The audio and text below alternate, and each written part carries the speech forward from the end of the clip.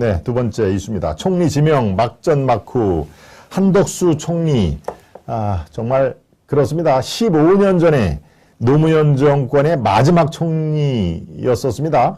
노무현 정권의 마지막 총리니까 15년 만에 다시 총리를 차지를 한 대단한 관운이죠. 네, 대단한 관운입니다. 대단한 관운인데 우리나라의 지금 역대 총리를 두 번 한 사람이 5명밖에 안 됩니다. 총리를 두 번 한 분이 뭐 김종필, 고건 이런 분들을 포함해서 제가 좀 이따가 설명을 드리겠습니다만 5분밖에 총리를 연이어서 두 번씩이나 한 분의 그러니까 우리나라 의정사상 지금 뭐 어떻습니까? 1960년만 잡아도 80년이 되나요? 80년 역사상 총리는 이렇게 관운을 타고난 전례가 없었습니다. 그러니까 참 대단한 사안인 것이죠. 네, 역대 총리 재역임 사례 고 장면 총리가 그렇고요. 예, 백두진, 김종필, 고건, 한덕수 예, 참 인물들 그렇습니다. 고건, 김종필, 백두진 이른바 공화당 출신이었죠. 장면 뭐 그 이전에 민주당 얘기고요. 그 장면 총리는 이승만 대통령 또 이 윤보선 총리 시절에 총리를 두 번이나 역임한 거고요.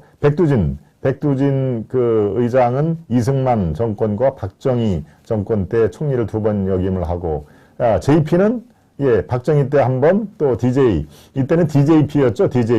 DJ와 JP의 공동정부 지금처럼 어떻습니까? 윤석열과 안철수의 물론 지금은 훨씬 더 이렇게 느슨한 연립정부입니다. 이때 DJP는 이 JP가 워낙 정치적으로 막강한 인물이기 때문에 거의 책임 총리 그 이상의 권한을 행사를 했던 사람이고요. 고건도 마찬가지입니다. YS 때 한 번, 노무현 때 한 번. 예, 행정의 달인이라는 별명이 그래서 붙은 거죠. 그런데 행정의 달인이 고건뿐만이 아닙니다. 이른바 행정의 황제인가요? 달인 위에는 뭐가 붙었습니까? 그야말로 행정에 관해서는 예, 황제급 이 인물이 바로 한덕수입니다. 한덕수. 노무현의 마지막 총리인데 무려 15년 만에 윤석열 정부에서 다시 총리가 지명된 예, 정말 참 대단한 관운이자 물론 뭐 실력이 기본적으로 되니까 하는데요. 네, 이 인사를 두고 어떻습니까? 네, 이 왼쪽 진영에 있는 사람들은 올드보이의 귀환이다라고 이제 약간 폄훼를 하는 그런 면이 있습니다. 야, 언제적 사람인데 지금 다시 또 한덕수를 불러들이냐. 세상이 바뀌어도 두 번을 강산이 변해도 10년이면 강산이 변했는데 15년이면 강산이 지금 막 두 번째 바뀔 그런 시점에 15년 전 사람을 또 끄냐. 이건 그야말로 옛날로 돌아간 것이다. 올드보이의 귀환이다라고 그렇게 얘기하는 분들이 예, 적지 않습니다. 꼭 뭐 왼쪽 진영에 있는 사람들 뿐만이 아니고 야, 한덕수 그래도 좀 참신한 사람을 해야지 어떻게 올드보이를 갖다가 뭘 하려고 그래 라고 하는 예, 그게 바로 윤석열 당선인의 고민이 거기에 있는 것이죠. 네, 처음부터 예, 총리는 다른 장관하고 달라가지고 반드시 국회를 통과를 해야 됩니다. 국회 본회의를 통과를 해야 됩니다. 장관들은 안 그렇죠. 장관은 그야말로 이 여당이 야당하고 이렇게 갈등을 일으켜가지고 이 뭡니까 통과를 안 시켜준다 하더라도 대통령이 그냥 지명을 하면 됩니다. 무시를 하고 야당의 의견을 무시를 하고 예, 문재인 정권 때는 15번인가 그랬죠. 야당이 다 반대를 한 그 장관 후보자들을 그냥 마이웨이로 15번을 강행을 했지 않습니까? 그런데 총리는 다릅니다. 총리는 반드시 본회의를 통과를 해야 될 그런 상황이기 때문에 만약에 저 민주당 진영에서 반대를 하는 그런 참신성을 쫓다가 반대를 하는 인물을 임명을 하면은 결과적으로 본회의에서 부결이 될 가능성이 있죠. 왜? 예, 178석을 갖고 있지 않습니까? 이른바 범민주진영 정의당까지 합해가지고 거의 180석을 갖고 있으니까 300명 중에서 180석을 갖고 있으니까 그 사람들만 다 반대를 해도 통과가 안 되는 것입니다. 그러니까 처음부터 총리 인준이 만약에 안 된다. 그럴 경우에는 윤석열 그 정부의 초반 개혁과 변화의 동력이 뚝 떨어질 수밖에 없는 것이죠. 네. 자, 바로 민주당이 키를 쥔 것입니다. 민주당이 키를 쥔 총리 인준인데요. 이걸 고민을 뭐 당연히 했겠죠. 당연히. 네. 자, 범보수 진영이 114석, 이른바 안철수 세 의석까지 이제 합당을 다 하고 하면은 114석. 그 다음에 범진보 왼쪽 진영이 186석. 아직도 어떻습니까? 72석이라는 큰 차이가 있는 것입니다. 72석. 네. 이 범보수 진영에는 국민의힘에 110명, 국민의당에 3명, 무소속은 임병헌 1명. 이렇게 지금 114석, 114죠.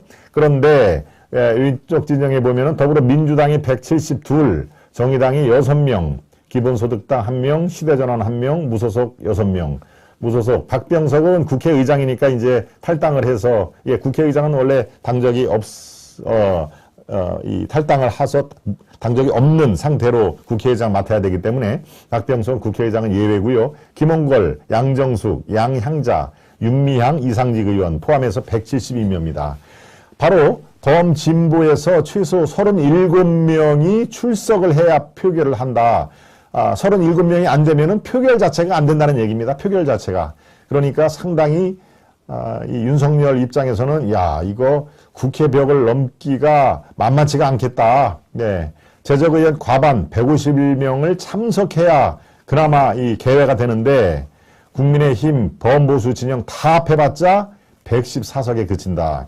그러니까 나와서 반대를 한 게 아니고 아예 나오지를 않으면은 그 국회 본회의를 보이콧을 하면은 총리 인준 자체가 원천부터 막히는 상황이 됩니다. 그러니까 이거를 고민을 안 할 수가 없겠죠. 그러니까 자, 이 민주당이 키를 줬는데 그렇다면 이 민주당에서 인준을 할 수밖에 없는 사람을 택해야 되겠다라고 다소 좀 참신성은 떨어지지만 안정과 저쪽 진영에서도 일해본 사람을 찾자라고 보니까 제 1번 타자로 한덕수를 여기저기서 추천을 하더라 라고 이게 지금 여의도 그 국민의힘 내에서 아우 나이가 좀 많긴 많는데 그렇죠. 우리 나이로 75입니다. 75.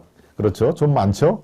네, 만으로 73수로 나오는데 한국 나이로는 75이니까 바로 이 노무현 때 마지막 국무총리를 한 그런 모습인데요.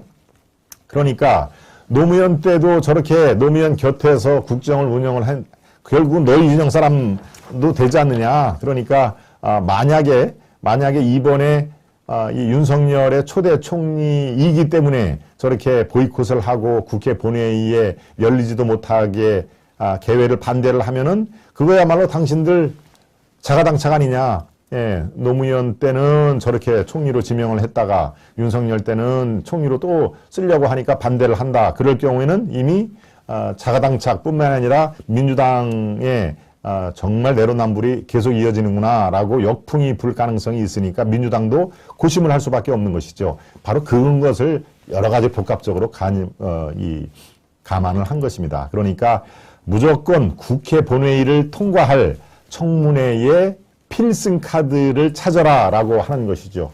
네. 아마 안철수 말씀드렸습니다. 스스로 고사한 게 아니다라는 이슈 안으로 제가 말씀드렸습니다만은 안철수 카드를 총리 후보로 하면은 그야말로 안철수는 어떻습니까? 단일화를 뭐 할 듯 뭐 하다가 결과적으로 막판에 해줬기 때문에 얼마나 또 이렇게 미운 털이 바뀌었습니까? 그러니까 안철수를 총리 내정자로 하면은 청문회에 통과 못할 가능성이 훨씬 많아진다. 예, 제 생각에는 청문회 통과를 못할 그럴 상황입니다. 그러니까 안철수가 싫어서 총리는 안 됩니다라고 하는 게 아니라 청문회라든가 이런 그 통과 가능성을 염두에 두고 안철수가 되면은 이게 처음부터 벽에 많이 부딪히겠구나. 그러니까 인수위원장까지만 하시고요. 인수위원회는 그 안 위원장 사람들 많이 포진해도 좋습니다라고 하는 그런 예, 이런 암묵적인 이른바 정치적인 그런 대화를 한 것이죠. 네.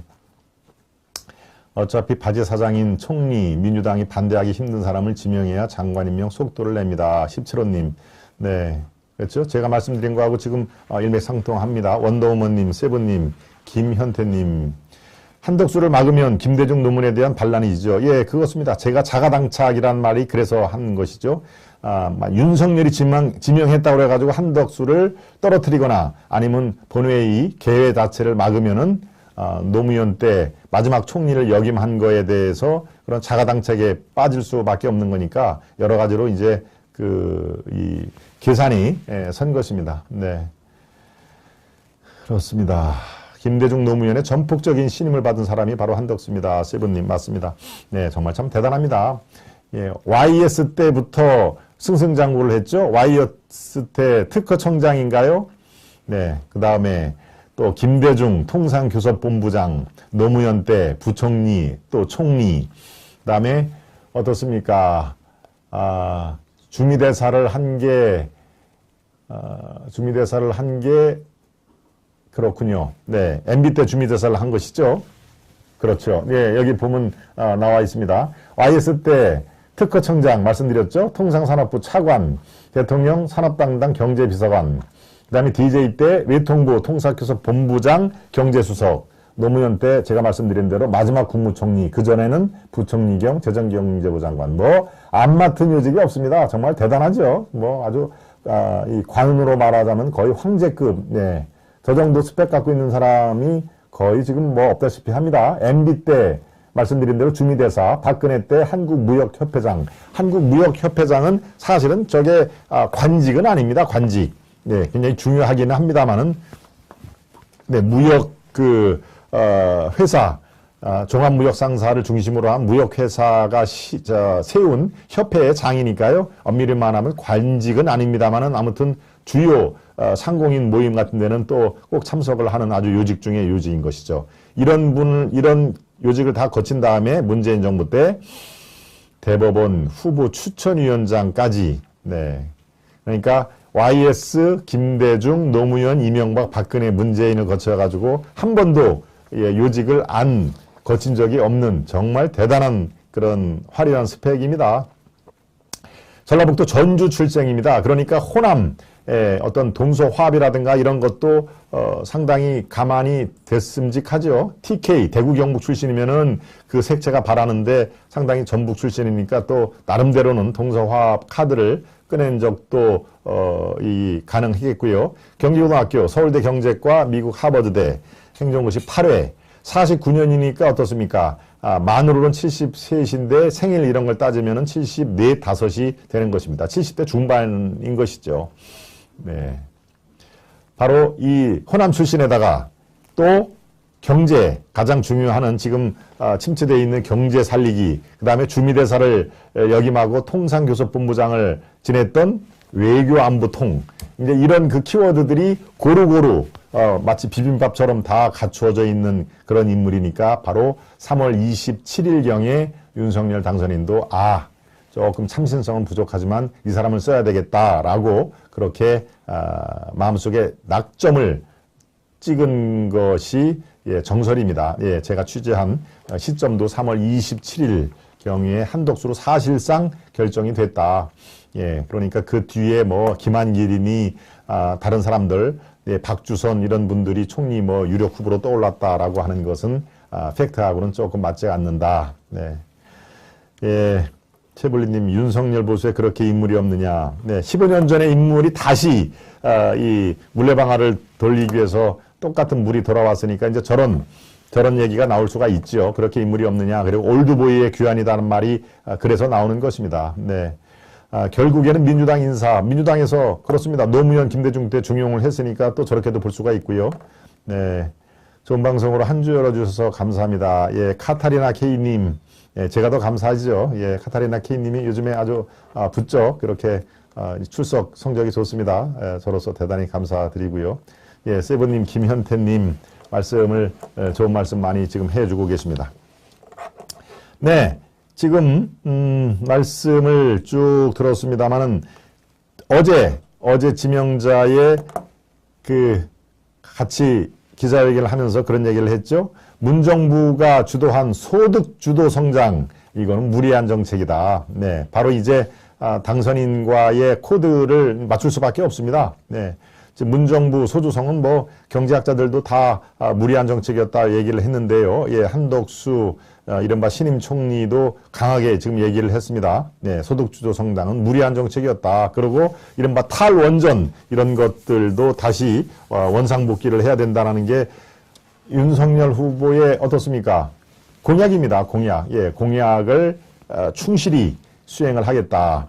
최저임금을 급히 올려서 상당한 문제가 지금 발생되고 있는데요. 2050 탄소 중립위에서는 원전이 중요하다. 원자력위원회 더 독립적인 기구로 돼야 된다. 상당히 이제 탈원전에 대한 원상복구 이런 것들을 강하게 이 피력을 한 것은 바로 당선인의 그 공약이라든가 의중 이것을 총리로서 확실하게 보필을 하겠다라고 선언한 것이나 다름이 없습니다.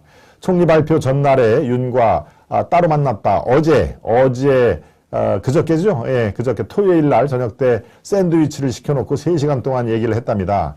무슨 얘기를 했을까요?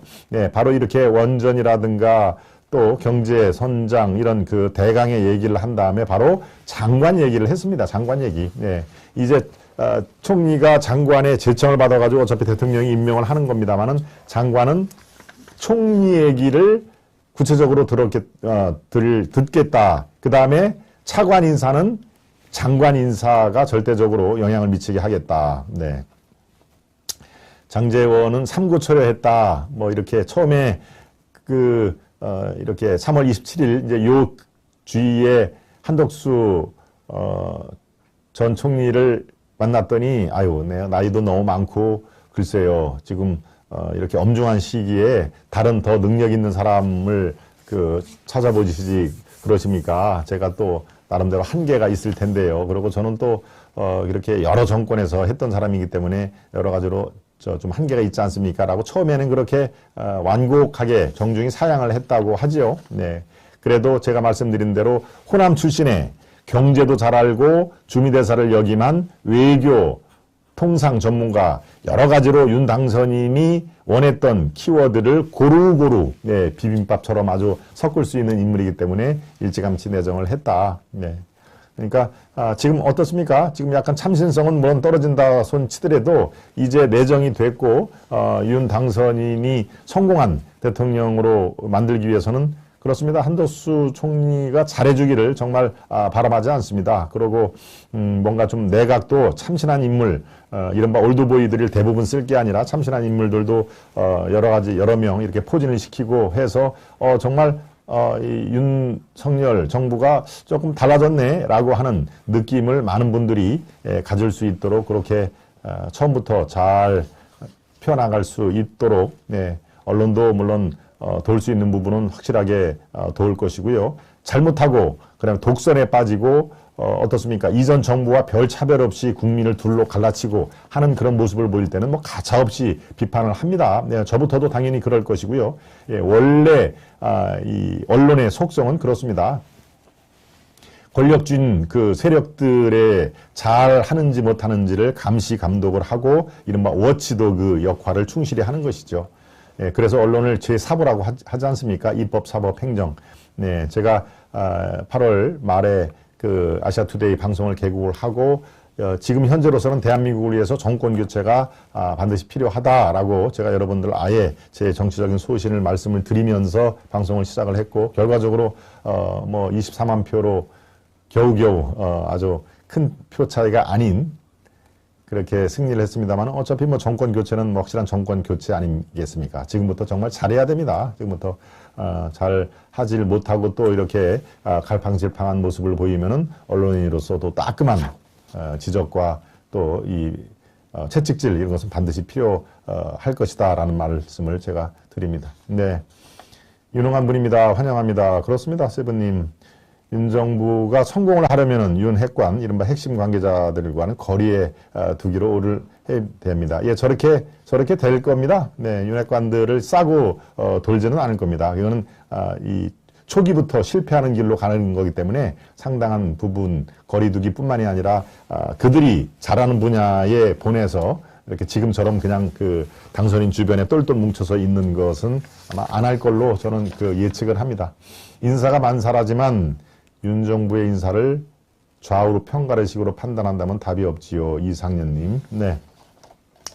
바로 이렇게 15년 만에 총리로 돌아온 한덕수 이런 분이 그 롱런 비결 이런 것들은 그렇습니다. 누구에게도 이렇게 척이 지지 않는 기본적으로 이제 실력이 바탕이 돼야 되겠습니다만은 어떠한 경우에 확실하게 정치색을 드러내지 않고 YS면 YS, DJ면 DJ, 노무현이면 노무현 또 MB 때는 MB, 박근혜 때는 또 박근혜라는 식으로 그 정권의 이른바 대통령의 그런 심중 이런 것을 잘 파악을 해가지고 척이지지 않는 그런 이 마인드를 갖고 당선인의 의중이라든가 이런 것들을 그 실력과 함께 같이 보여줬다는 면에서는 그야말로 참 대단한 또 관원과 그 롱런을 하는 그 비결로 삼을만 합니다. 네, 두 번째 이슈까지 여러분께 설명을 드렸고요. 네, 세 번째 만평으로 여러분들 다시 보완을 해드리겠습니다. 만평을 한번 볼까요? 철저 검증을 해야 된다. 호남 출신 노정부 총리. 예, 제가 지금까지 쭉 말씀드린 게 그대로 나오죠. 호남 출신, 예, 전라북도 전주 출신이고 노무현 정부의 총리다라고 지금 민주당이 청문회에서 한번 두고 보자 라고 지금 저렇게 돋보기를 망원경으로 이렇게 지금 샅샅이 보고 있는데, 야, 이거 어떻게 철저 검증을 해야 되는데 약간 지금 땀을 흘리죠? 야, 이거 어떻게 하냐라고 하니까 저쪽 한덕수와 저 윤석열은 저 한쪽 옆에서 협치 통합을 해야 됩니다. 예, 바로 협치 통합을 해야 된다. 그러니까 이쪽 민주당에서는 야, 호남 출신이고 노정부 총리니까 우리가 반대를 위해서 반대를 하면은 국민들한테 이거 니 때는 안 그랬는데 왜 지금 반대하냐라고 제가 아까 논평을 해드린 대로 약간의 지금 진퇴양난에 고민이 빠졌다. 지금 저 현미경 들고 약간 그 진땀을 흘리면서 검증을 하지요. 네, 바로 저 한 컷에 그런 의미가 들어 있습니다. 네, 두 번째 만평을 보겠습니다. 서울시장 출마 송영길 얘기군요. 송영길 서울시장 출마하겠다. 아직 잉크도 다 마르지 않은 것 같은데 586 용태론 어떻습니까? 586 용태론이 언제 나왔나요? 바로 대선을 패배한 직후에 민주당 얘기에서 나왔죠. 민주당이 이제는 당도 바뀌어야 된다. 그러면서 이른바 운동권 출신의 586은 물러나야 된다라고 얘기를 했습니다. 송영길도 거기에 일조를 한 것이죠. 본인 스스로가 이 연대 81학번입니다. 연세대 81년도에 들어간 그 운동권 출신인데요. 바로 586 용태론에 본인이 해당이 되면서도 당이 바뀌기 위해서는, 당이 살기 위해서는 586 용태론의 일정 부분 수용을 해야 된다고까지 얘기를 했는데 어땠습니까? 당대표 물러난 지 지금 2달도 안 된 상황에서 서울시장 출마를 선언을 했습니다. 그렇죠? 어제 그저께 송파 문정동인가요? 네, 거여동인가요? 그쪽으로 주소를 옮겼습니다. 예, 그때까지 주소를 옮겨야만 그 지역의 단체장을 출마할 수 있기 때문에 마지막 D-Day 날에 송파구로 싹 옮겼습니다. 네, 이렇게 되면요, 송영길과 오세훈이 대진표가 거의 확실해진 겁니다. 이 국민의힘에서는 뭐 오세훈에 도전해서 당내 경선을 하자라고 이 붙을 사람이 현재로서는 별로 안 보이죠. 마찬가지로 민주당 내에서도 송영길과 당내 경선을 치르겠다. 왜 인천시장 한 사람이 서울시장 나오냐라고 이렇게 맞짱 뜨자라고 하는 사람이 별로 안 보입니다. 네, 이 상태로 가면은 오세훈 대 송영길, 송영길 대 오세훈 그 대진표가 거의 이제 확정이 될 가능성이 있는데요. 예, 바로 저 송영길의 586 용태론, 이게 거의 무용지물이 됐다. 다시 화려하게 부활을 했다라고 하는 만평이 저기에 섞여 있는 것입니다. 네. 17호님, 만평이 재밌네요. 예. 다 헤쳐먹어라. 뉴파라스님, 예, 이상현님, 김근영님. 그렇습니다. 네. 세 번째 이슈로 가기 전에 여러분들, 예, 그렇습니다. 제가 중간에 들어오신 분들, 네, 여러분들이 지금, 예, 저 김동원과 하이파이브 또 아시아투데이를 도울 수 있는 가장 쉬운 방법은 살짝, 네, 좋아요와 구독 버튼을 눌러주시는 게 가장 쉽고 확실하게 도울 수 있는 방법입니다. 네, 저희들이 지금 10만 고지를 향해서 가고 있습니다만은 지금 약간 그 정체기를 빚고 있죠. 9만 네, 7,587명, 97,587분이 지금 구독자로 등록이 되어 있는데요. 예, 이제 2,400분만 더 이렇게 응원을 해주시면은 대망의 이제 10만이 곧 돌파가 됩니다. 여러분들 조금만 더 힘을 몰아주시면은 저희들이 일단 1차 목표인 10만에 안착이 되면은 더 좋은 방송, 네, 더 좋은 콘텐츠로 여러분들께 돌려드리도록 하겠습니다. 예, 여러분 도와주실 거죠? 네, 구독자 배가 운동, 예, 여러분들 동참 부탁드리고요. 네, 지금 바로 이 프로그램에는 좋아요를 살짝 눌러주시면은 많은 분들이 볼 수 있게끔 네, 추천 동영상으로 올라갈 수가 있으니까 그것도 부탁을 드리도록 하겠습니다.